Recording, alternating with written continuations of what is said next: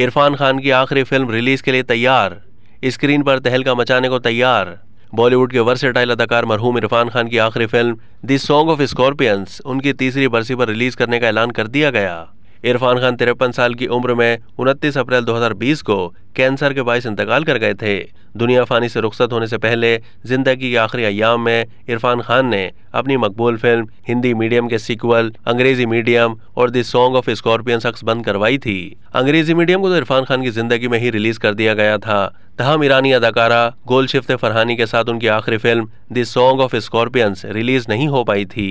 इस फिल्म को अगरचे मुतादिद फिल्म फेस्टिवल्स में पेश किया जा चुका है, तहम अब इरफान खान की तीसरी बरसी पर इसे रिलीज करने का ऐलान किया गया है। फिल्म की प्रोडक्शन कंपनी पैनोरामा स्टूडियोज ने अपनी ट्वीट में द सॉन्ग ऑफ स्कॉर्पियंस का ट्रेलर शेयर करते हुए फिल्म को 28 अप्रैल को रिलीज करने की तस्दीक की। जारी किए गए ट्रेलर से फिल्म की कहानी को समझना मुश्किल है, तहम इंदिया मिलता है कि फिल्म की कहानी भारतीय दही जिंदगी के गिर्द घूमती है।